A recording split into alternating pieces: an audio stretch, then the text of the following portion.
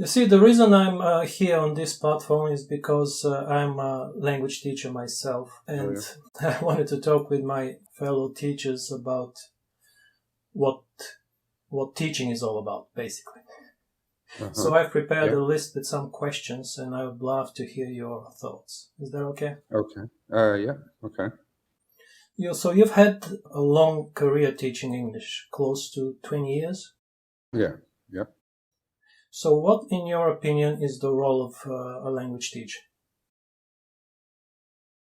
To not only help the student to improve their language, like English, but to encourage them in how to study and get better on their own, not just be dependent on the teacher.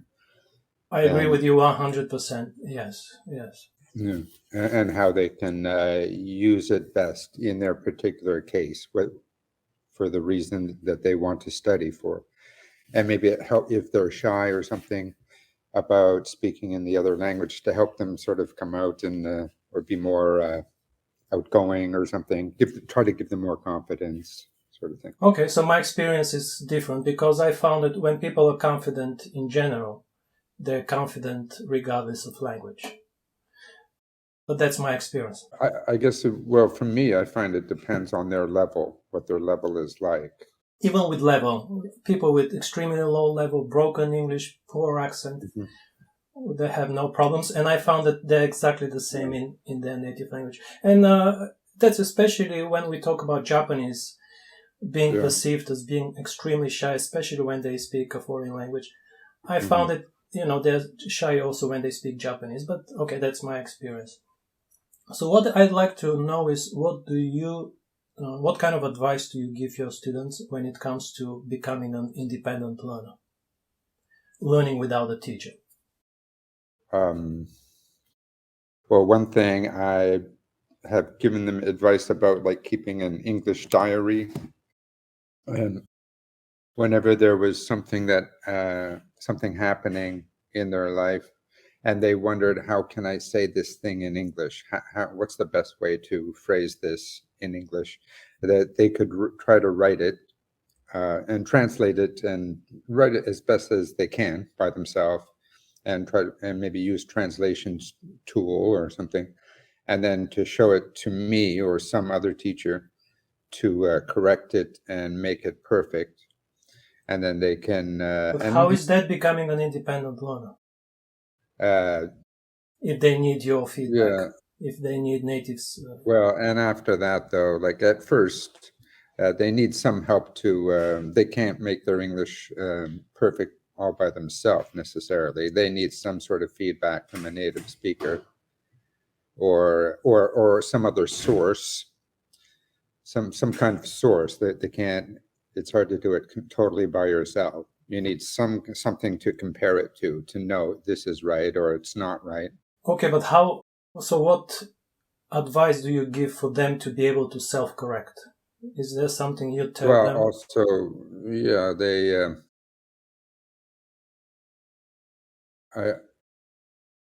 they could, to practice speaking as much as possible with other people. And just when you're out there, just speak as much as possible, and maybe when they're talking to people, they could sort of ask, is this right? Or is this right? Or is this not right? Although that gets annoying for people if you're just having a casual chat and then people are trying to pick your brain, like, is this correct? It would get annoying, but try to speak as much as possible. Okay, I got that. Yeah, thanks. Let me ask you about the Eikaiwa industry in Japan. What's your honest opinion? Is it helpful? Does it really help Japanese people improve? Is it necessary? Is it good? Is it efficient? It's probably more of a business about making money than it is about improving anybody's English. And I find a lot of students, their levels just stays the same over the years. It doesn't really go up. It's probably going to one of those schools is probably not the best way to learn English. I used to teach at an Eikaiwa school, one of the biggest in Japan, and that's exactly what my experience was. no improvement whatsoever. Your experiences with kids or with adults? I was teaching kindergarten a lot in Japan and in China the last several years. Okay, got it. Well, so how long have you been teaching English in Tokyo? 12 years. I stopped doing that because, again, I felt I was providing a service I wouldn't pay for. And that's something else I wanted to ask you with the way Cambly recruits teachers saying, get paid to chat with people from around the world. My question is, have you ever paid to chat with foreigners? Me? No. So that's my point. The whole Cambly thing and Eikaiwa thing, they promote chatting, they promote conversations, and I think that's the least efficient way to learn a foreign language. So that's what I wanted to ask you. Yeah, I guess they probably say, try to make it sound real casual, real easy, stress-free, because people get a little some speakers get a little nervous, and so just chat, it makes it, it's but not studying. There's no learning, but there's easy. no learning, but it makes it easy. I know, but it's not, I feel it's not honest. Yeah. Would a native speaker of your language pay money to have a conversation with you? Would a native speaker of English pay money to have a conversation with you? Casual conversation, or any conversation? A native English speaker pay money to speak in English with somebody else? With you. Well, why would a native English speaker pay money to speak to another native English speaker? So my question is, why would a non-native feel comfortable, feel normal to pay money to speak with a native? That's something I don't understand. And I'm not just talking about English, any language. I don't understand why non-natives feel comfortable paying money to have a chat with natives, whereas native with native paying money feels very unnatural.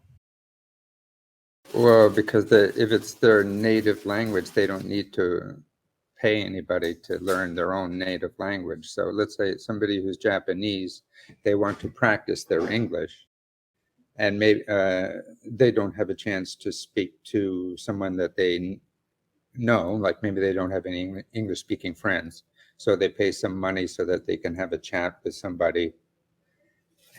And even though it's a chat, like a casual chat, so that they can practice their English. But what are they practicing exactly? That other person's getting paid, so they kind of have to help them along, like if they need help, So basically, they're paying for mistake correction.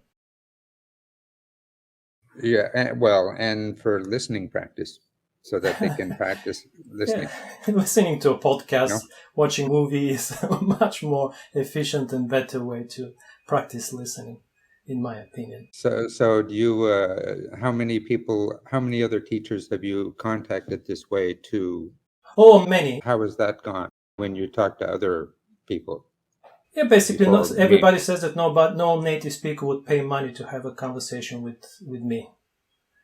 But at the same time, it feels normal. There'd be no reason to. If they're a native speaker, why are they paying money to? I feel exactly the same way about non-natives paying for conversation practice, for Eikaiwa, the exact same way. And I'm not saying it because I'm a non-native. I made tens of thousands of dollars getting paid to chat with people. And I thought I was providing a service that was not helpful. So that's my frustration, and that's why I'm here to get other people's opinion, whether I'm the only one feeling that way. Well, you don't think that they get any benefit from chatting with a native speaker? Because aren't they getting speaking practice? And there's no such thing as speaking practice.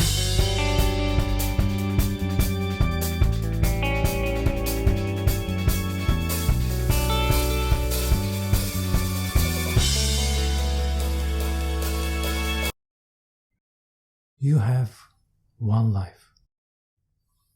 Don't waste it.